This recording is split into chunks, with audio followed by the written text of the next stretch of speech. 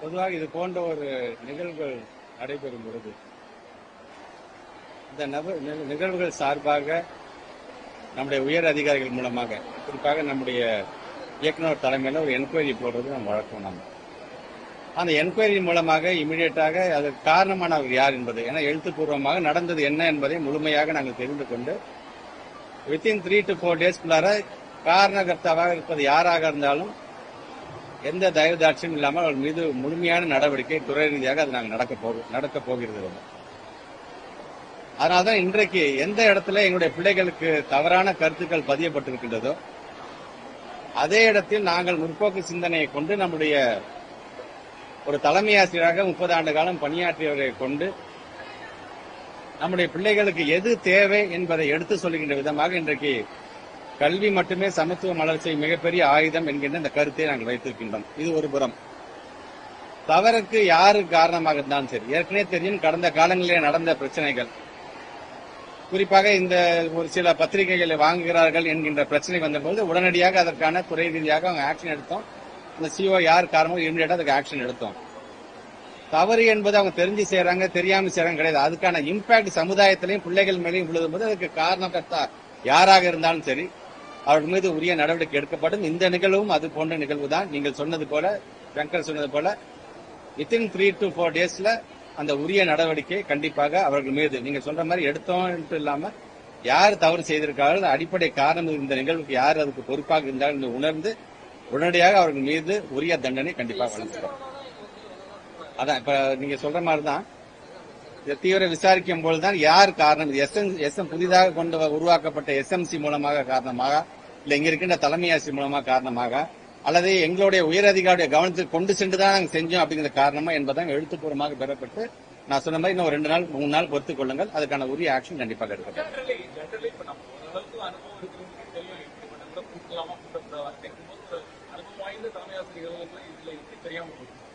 பொதுவாக நம்ம அசோக் நகர் பள்ளிக்கூடத்தை பொறுத்த வரைக்கும் பல முன்னெடுப்புகளை, பல சாதனைகளை, பல வரலாறுகளை பெற்றிருக்கின்ற ஒரு பள்ளிக்கூடம். நானே பல நிகழ்ச்சிக்கு நான் வந்திருக்கேன், நீங்களுமே வந்திருக்கிறீங்க எல்லாருமே.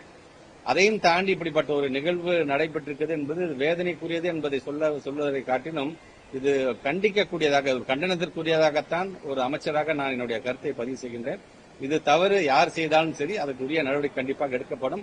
ஏற்கனவே பல நேரங்கள் நம்ம சர்க்குலர் கொடுத்ததாக சரி, ஒவ்வொரு மாசம் நடக்கின்ற சிஓஸ் மீட்டிங்லையும் வலியுறுத்தி ஒரு சர்க்குலரை நீங்க இஷ்யூ பண்ணும்போதாக இருந்தாலும் சரி, ஓவரலாக இன்ஸ்ட்ரக்ஷன் கொடுக்கும் போதாக இருந்தாலும் சரி, இப்படி எல்லாம் இதெல்லாம் மனதில் வைத்துக் கொண்டுதான் கொடுக்க நம்ம இவ்வளவும் சொல்லியிருக்கோம். நாங்க அதையும் மீறி இது மாதிரியாக நடக்கும் பொழுது நீங்க சொன்ன மாதிரி இது எங்களுடைய உயரதிகாரிகளை கவனத்துக்கு கொண்டு சென்று செய்தார்களா இல்லது அவர்களாகவே தங்களாகவே இந்த முடிவை எடுத்து செய்தார்கள் என்ற உரிய விசாரணை மேற்கொண்டு அதற்கு காரணமாக இருக்கின்ற அதிகாரிகள் யாராக இருந்தாலும் அவர்கள் மீது நடவடிக்கை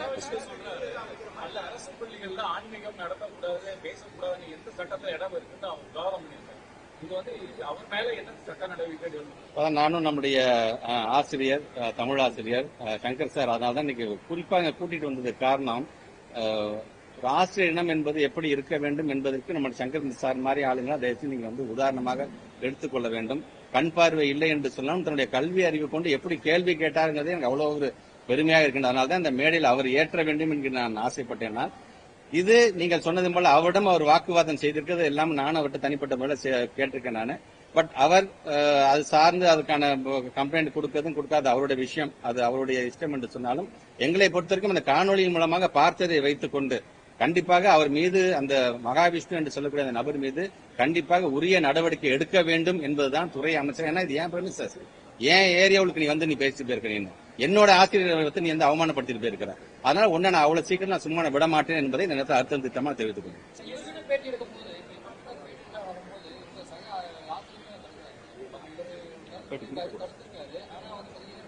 வேணாம், அது நிர்வாக ரீதியாக ஆசிரியர் பேட்டி கொடுக்க கூடாது அப்படிங்கிற ஒரு விதி இருக்கு.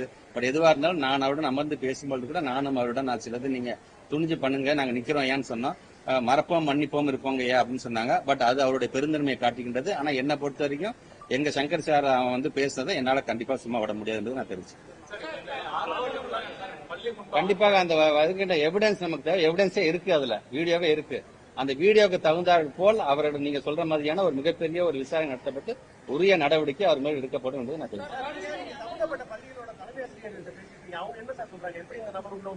என்கொயரியில வந்ததுக்கு அப்புறம் நான் உங்களுக்கு சொல்றேன்.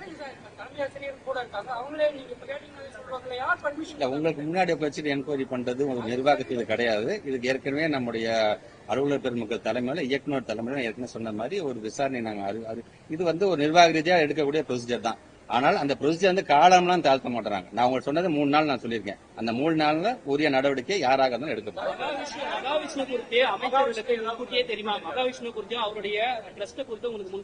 இல்ல நீங்க இந்த போட்டோ வச்சுட்டு கேக்குறீங்க. அது எல்லா அமைச்சரையும் பாக்குறாரு. எனக்கு விசிட்டர்ஸ் பாத்தீங்கன்னா ஒரு நாளைக்கு 100 பேர் பாக்குறாங்க. ஆளுக்கு போட்டோ எடுத்துருப்பாங்க. எதுக்காக வராங்க எதுக்காக போறாங்கன்னு எனக்கு தெரியாது. பட் இருந்தாலும் இதையெல்லாம் மனதில் வைத்து அதுக்காக அவர் போட்டோ எடுத்துக்காங்கிறதுக்காக அனுமதி கொடுக்கறதுதான் அது ஒன்றும் மிக மிக ஒரு தவறான செய்தி. திராவிட மாடல் அரசு நடத்திருக்கோம். எந்த விதத்திலையுமே கொள்கையில காம்ப்ரமைஸ் ஆகாத ஒரு இயக்கம் நாங்கள் தாங்கிறதுனால அது உங்களுக்கே நன்றாக தெரியும். ஒன்றிய அரசு கொடுக்கிற பணத்திலேருந்தே நான் சொல்றேன். அவன் சொல்ற NEP கூட எங்களுக்கு கொள்கை ரீதியா நாங்க காம்ப்ரமைஸ் பண்ணி அந்த பணத்தை வாங்கினீங்க அவசியம் கிடையாதுங்கிற மாதிரி தான் எங்களுடைய முதலமைச்சர் எங்களை வளர்த்திருக்கிறோம். அதனால நீங்க தயவுசெய்து அதையும் இதை நீங்க முடிச்சு போடுங்க. இந்த மாதிரியான நபர்கள் ஒரு இன்டென்ஷனோட தான் செயல்படுறாங்க அப்படின்னு பார்க்க முடியுது. அதாவது நாங்க எல்லா அமைச்சர்களையும் சந்திக்கிறோம் அப்படின்னு ஒரு இன்ஃபுளுன்ஸை பயன்படுத்துறது. பேசக்கூடியவர்கள் அதான் நான் சொன்னேன். பேசக்கூடியவர்கள் யாராச்சும் மோட்டிவேஷனல் ஸ்பீக்கர்ஸ் நீங்க கொண்டு வரீங்க, நல்ல எண்ணத்துல கொண்டு வரீங்கன்னு ஆசிரியர் ஆசைப்படுறது தவறு கிடையாது. ஆனா வரவனுடைய பேக்ரவுண்ட் எப்படி இருக்கு, அவன் எந்த மாதிரியான சமூகத்திலிருந்து வரீங்க, அவன் என்ன மாதிரியான அவனோட பேக்ரவுண்ட் இருக்கு, இதுக்கு முன்னாடி அவன் என்ன மாதிரியான உரைகளாம் நிகழ்த்தியிருக்கான்னு தெரிஞ்சுட்டு தான் அவங்க கூட்டு இருக்கணும். தவறு உங்கள் மேல இருக்கின்றது, பள்ளி நிர்வாகத்தின் மேல இருக்கின்றது. ஆனால் அதற்கு அடிப்படை காரணம் யார், இவருக்கு அந்த தைரியத்தை அந்த அனுமதியை கொடுத்தது யார், அந்த அனுமதியை கொடுத்தவர்கள் யாராக இருந்தாலும் அவங்க நடவடிக்கை எடுக்கும்.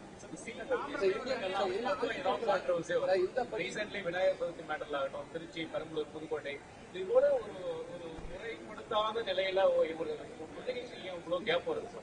கேப்ல நீங்க சொல்ற மாதிரி அந்த விழா சம்பந்தமான 2 நாளைக்கு முன்னாடி அந்த சர்க்குலரை பொறுத்த வரைக்கும் என்விரான்மெண்ட் போர்டு ஜாயிண்ட் கமிஷனர் ஒரு சுற்றறிக்கை விட்டுருக்காரு எல்லா கலெக்டருக்கும். கலெக்டருக்கு அறிக்கை வந்தப்ப மாவட்ட ஆட்சியர் என்ன பண்ண எல்லா COஸ்க்கும் அதை அப்படியே அவர் ஃபார்வர்ட் பண்றாரு.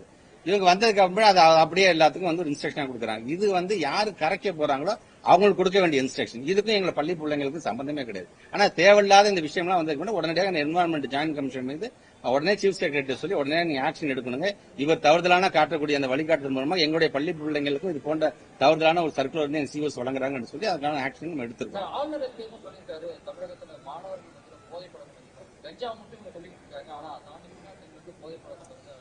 நேற்று கூட பத்திரிகை துறை நம்பர் கேட்கும்போது கூட நான் பதில் சொன்னதுதான்.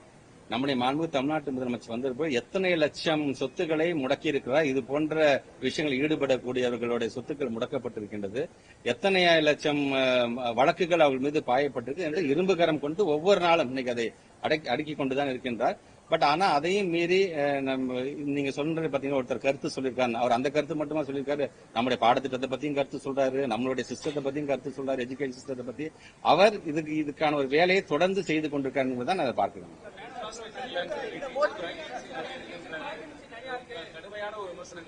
இன்ஃப்ராஸ்ட்ரக்சரை பொறுத்த வரைக்கும் சரி, எல்லாரும் இங்க வந்திருக்கேன். எல்லாருமே ஏதோ அரசு பள்ளியில படிச்சிருப்பீங்கல்ல, உங்க வீட்டுல சொந்தக்காரங்க அரசு பள்ளியில படிச்சிருப்பாங்களா, எல்லாம் வீணா போயிட்டாங்களா?